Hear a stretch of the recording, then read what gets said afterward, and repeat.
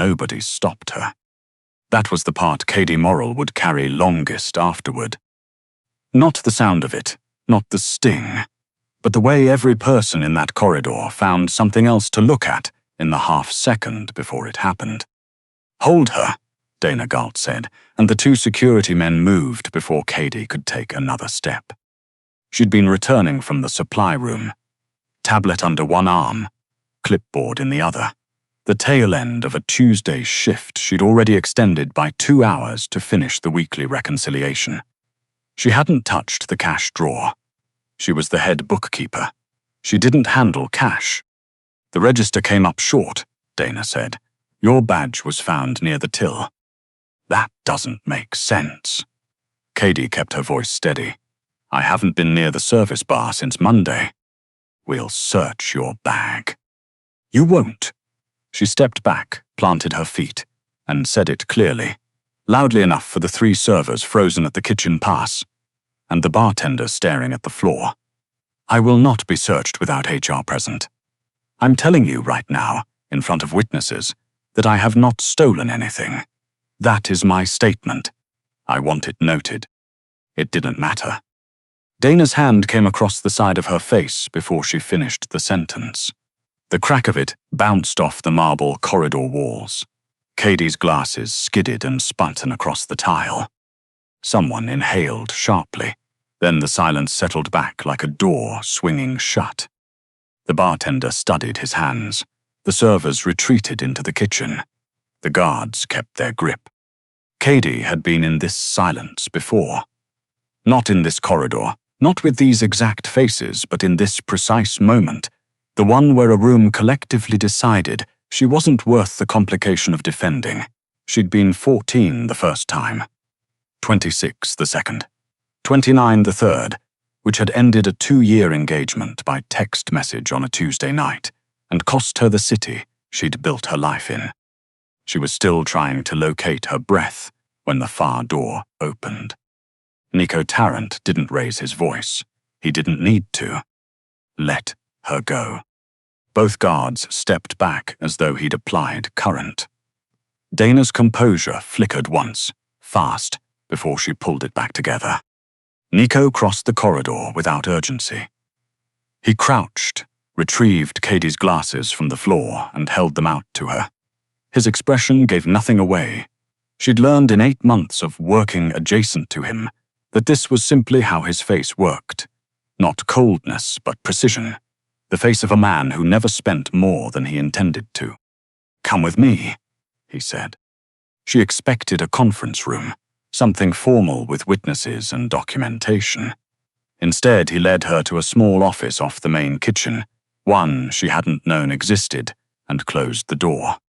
Through it, she heard him tell his right-hand man Dario to seal the service corridor and pull every camera feed from the past 6 hours, every hallway, every angle. Inside the office, Nico looked at the bruise, forming along her cheekbone. "You said you were near the supply room." "I was. I have a time-stamped sign-out log. I submitted it this morning." "I know." He said it the way he'd state the weather. "Sit down." She didn't sit.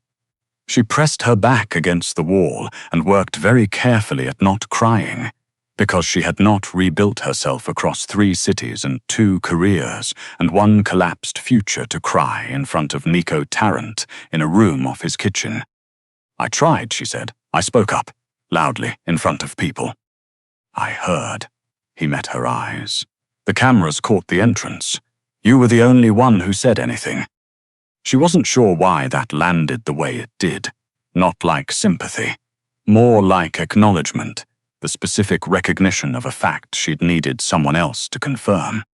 40 minutes later, Dario spread 6 feeds across the office monitors. The footage was clear and undramatic in the way damning things often are. Dana Galt had removed $200 from the manager's safe at 6:47 a.m., carried it to the locker room in a folded receipt, and placed it in Katie's locker. 3 separate angles. The badge had been planted 20 minutes later, while Katie was in a documented supplier meeting, time-stamped and verified against the building's keycard log. Nico watched all of it without speaking. Then he called the entire staff to the main dining room.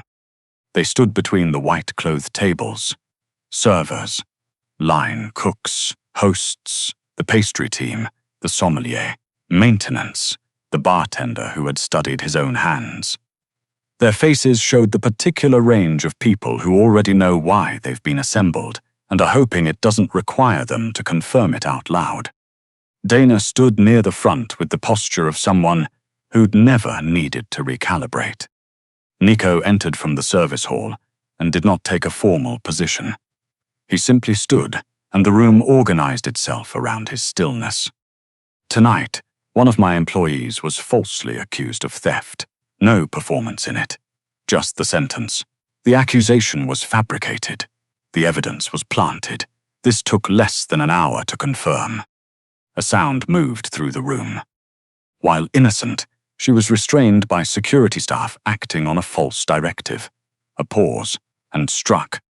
Dana's chin lifted slightly. Dana Galt. He looked at her. You manufactured evidence against an employee under your supervision. You staged a public accusation. You struck a woman who had clearly and lawfully stated her objection. Another beat. You're dismissed. Effective now. Security will escort you out. I was protecting this restaurant. Dana's voice stayed controlled. The numbers. The discrepancy you invented was corrected yesterday at 4 in the afternoon, documented and filed. He looked at her without expression. She's the best bookkeeper I've employed in 11 years. If you had a question about the numbers, you could have asked her.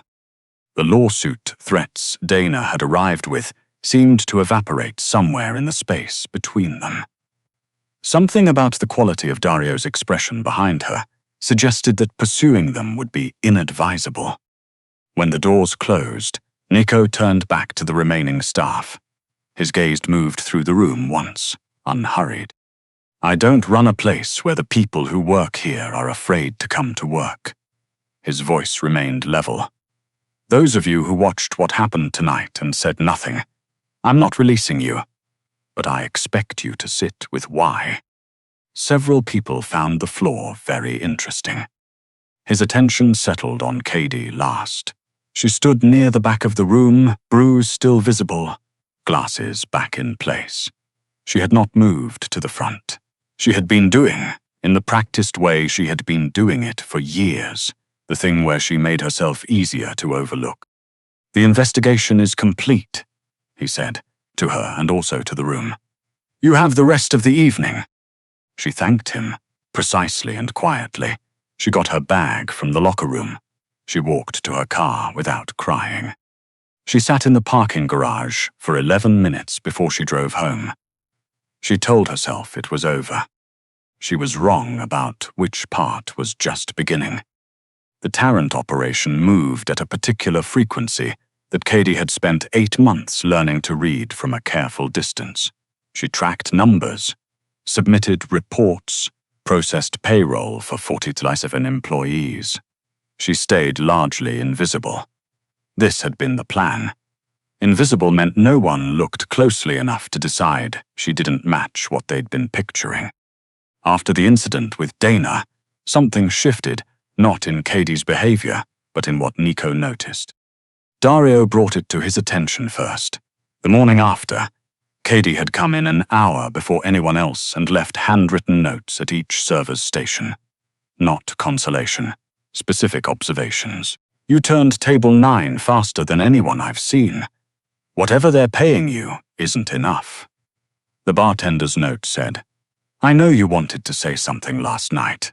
The fact that you didn't doesn't make you a bad person. You can do better next time.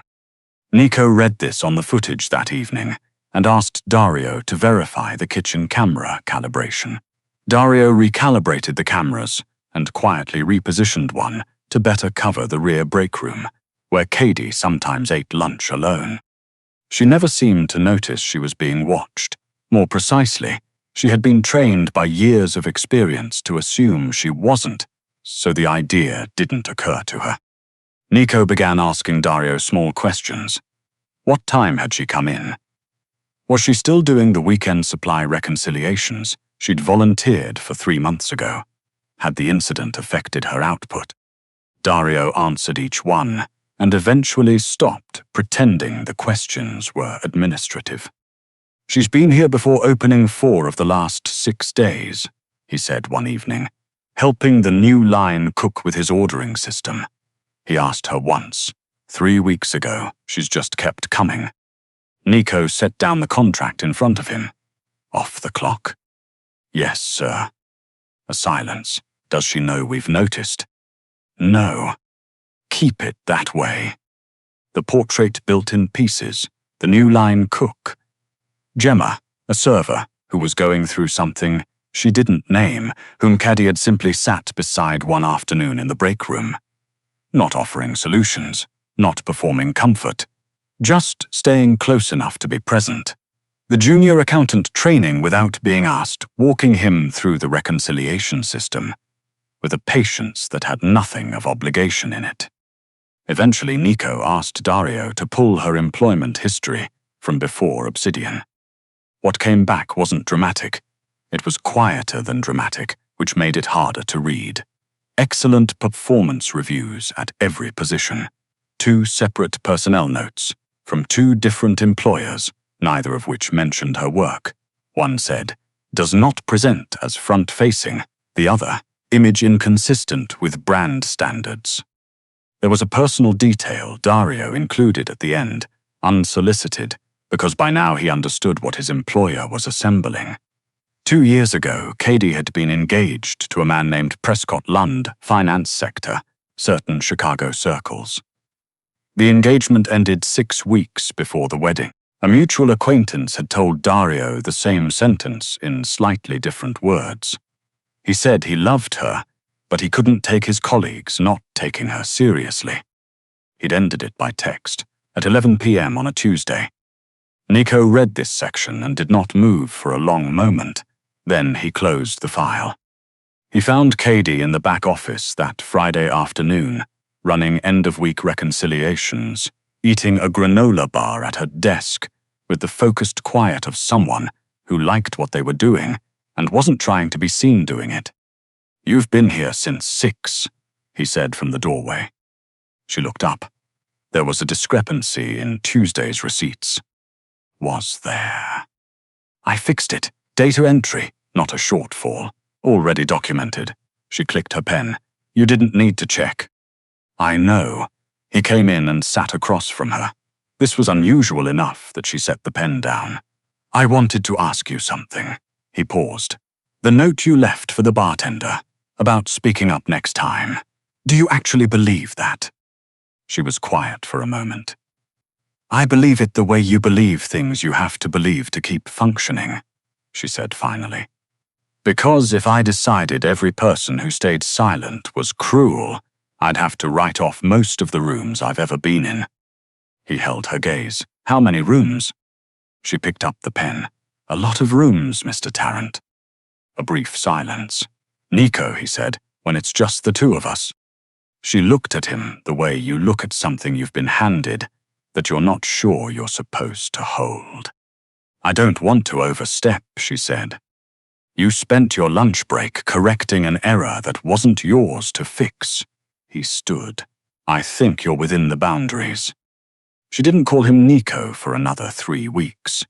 When she finally did, in the middle of a sentence about quarterly projections, matter-of-factly, as though she'd always done it, he didn't react. But Dario, passing in the hallway, allowed himself a small private satisfaction. The Tarrant Foundation's annual industry dinner drew 600 guests. Every power player in Chicago's hospitality sector, politicians, regional press, 7-figure pledge expectations.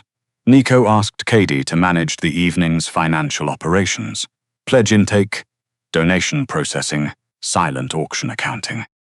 She said, "There are people here with more event experience." He said, "There are people with more event experience. None of them are you." She spent 2 weeks preparing. On the night itself, she wore a dark blue dress she'd owned for 4 years and never had occasion for. She did not look in the mirror too long before leaving her apartment. She'd learned that looking too long at mirrors before important things had a particular way of eroding what she needed to stay intact. The evening ran well. Pledges ahead of projection, auction running clean. She was processing a donor confirmation when a man named Harlan Tuck approached her station near the East Corridor. She recognized him. Regional director of a mid-market chain, former acquaintance of Prescott's, the kind of man who spoke in a specific register to people he'd already categorized. He looked at her table, then at her, then at the table again, in a sequence that managed to make all three feel like the same comment. "You're handling intake," something amused and uncertain in it, like a wrong answer on a test. "I am." She kept her voice even. "Pledges are processing in real time, if you'd like to contribute." "I know who you are." His voice dropped slightly, confidential. "Prescott's girl, the one he didn't bring to things." He picked up a pledge card from her table and set it back down. He made the right call. The room continued its cocktail hour chatter around them. String quartet, ice in glasses. Nobody close enough, or nobody choosing to be close enough. Katie felt the familiar gravity of it, the pull toward silence, toward contracting, toward surviving the moment by disappearing from it. Every room that had decided not to look at her, every door that had closed in the particular way that made her wonder if she'd been the one to close it. She took a breath. "You need to step back," she said. Her voice came out clear and level, because she had made a promise to herself sometime in the past year, quietly, privately, that she would not go without speaking again. Harlan Tuck smiled the smile of someone who rarely encountered follow-through. He reached out and moved her pledge ledger a few inches to the side. A small gesture, technically nothing, designed to communicate precisely what he thought she could do about it. She felt the shift in the air before she turned. Nico was there, not rushing, not visible from a distance, simply present 2 feet away, looking at Harlan Tuck with a face that contained no readable emotion whatsoever, which was, she had come to understand, the most precise indicator that something irrevocable was about to occur. "Mr. Tuck." Harlan recalibrated fast. Professional smile, jacket adjustment. "Nico, great evening. The Foundation's work is incredible." "I heard what you said." The smile went uncertain at its edges. "I want to be clear about what happened." Nico's voice didn't rise. "You walked to this station. You insulted the person running it. You referenced a private situation that didn't involve you. Then you moved her materials." He paused. "In my building, at my event, in front of 600 people who are here because they trust how I run things." It was a comment. It was a demonstration of how you treat people when you think it won't cost you anything. Nico turned briefly toward Katie, not to check on her, but to let her know she was seen, and then back. "The Foundation won't be accepting Tuck Hospitality's sponsorship going forward. Dario handles the paperwork. You're welcome to keep the pledge card." 2 of Nico's people materialized from opposite directions and redirected Harlan Tuck toward the exit, with the seamless efficiency of a process they had not needed to improvise. Nico stayed beside her station. "You said step back," he said, quietly enough for only her. She looked up. He didn't listen. No. Something in his voice had changed, still level, but underneath it something tighter. "Did you think I wasn't going to come?" "I didn't know where you were." She straightened her ledger. "And I don't like assuming." He was quiet for a moment. "You can assume." She pressed her lips together. "I'm going to finish the count." "I know. He didn't move yet. You don't have to perform fine for me." She looked down at the numbers in front of her, very neat. They had always been very neat. "I tried to handle it myself," she said. "The first time with Dana. Tonight. I'm not." She stopped. "I don't need to be rescued." "I know that." His voice was direct. "What I did tonight was for me. Because I could. And because I wasn't going to stand in my own building and watch someone speak to you that way." He glanced toward where Harlan Tuck had been. That's separate from what you need. What you need, you've been finding yourself. She was quiet for a long moment. Okay, she said. Okay. He straightened. Come find me when you're done. She finished the count. It came inaccurate to the dollar. Then she went to find him. 6 months later, he set a document on the desk in the small office off the kitchen. The one she knew existed now, the one where this had started. Director of Financial Operations. I'm a bookkeeper, she said. You're managing the financial architecture of 4 properties, training 2 junior staff you weren't asked to train, and your restructure of the payroll disbursement system saves this organization $80,000 annually. He held her gaze. Call it whatever you'd like. The paperwork, says director. She set it down. I need it to be because of the work. It is because of the work. No hesitation. It was because of the work before any of the rest of it. I should have offered it sooner. That's on me. She looked at the document for a long moment. Then, there's something I've been wondering. He waited. Why does any of this? She gestured vaguely, between herself and the office, and the past 8 months. Why does any of this matter to you? You run an organization. I process your numbers accurately. That should be sufficient. He was quiet long enough that she thought he might simply not answer. I've worked with a lot of people, he said finally. I've hired for function, for loyalty, for results. I've never. He stopped, rerouted. Not to how they reflect on you, not to what you can use them for. You notice the new cook is struggling, and you go back for 3 weeks. You leave a note for someone who didn't defend you, because you've already decided that they can do better. He looked at her steadily. I've met powerful people, strategic people. People with more money than sense, and people with more sense than anyone pays them for. I've never met someone who gives so much away without keeping track of what's owed. She had gone very still. I know about Prescott Lund, he said. The room shifted. I'm not raising it to involve him, he said, and his voice was careful in a way she recognized now as his version of gentleness. I'm raising it because I think you've spent a long time being with people who needed you to believe that love was conditional, and I don't want to be another year of that. He held her gaze without flinching. What I'm telling you is that what you already are. That's the thing.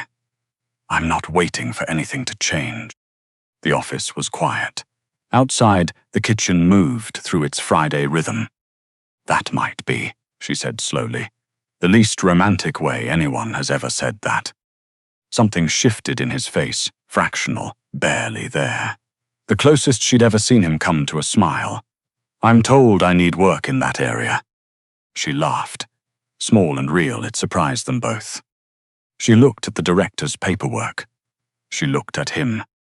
I was very good, she said quietly, at making myself easy to overlook. I know. I don't always know how to stop. You already started. He was direct about it, no performance. Step back, you said it to Dana. You said it to Tuck. Both times before anyone arrived. You didn't go quiet. She thought about that. The way her voice had come out clear, even when she hadn't known if anyone was listening. I still waited for backup, she said. Everyone does. His voice was even. The point is you didn't disappear. She picked up the pen and signed. Then she looked up at him. You haven't eaten since the morning briefing. He gave her a long, flat look. I'm your employer. The kitchen closes in 30 minutes. She stood. Dario already told me you skipped lunch. Again. He looked at the document she'd just signed. Then at her. You are, he said, considerably more complicated than your employment file suggested. You have a documented pattern of skipping meals during high-stakes weeks. She moved toward the door. I can help with that. A pause, then he stood too. They walked out together into the warm noise of the kitchen, and neither of them said anything more about it, because some things settle so quietly into place that naming them would only make them smaller.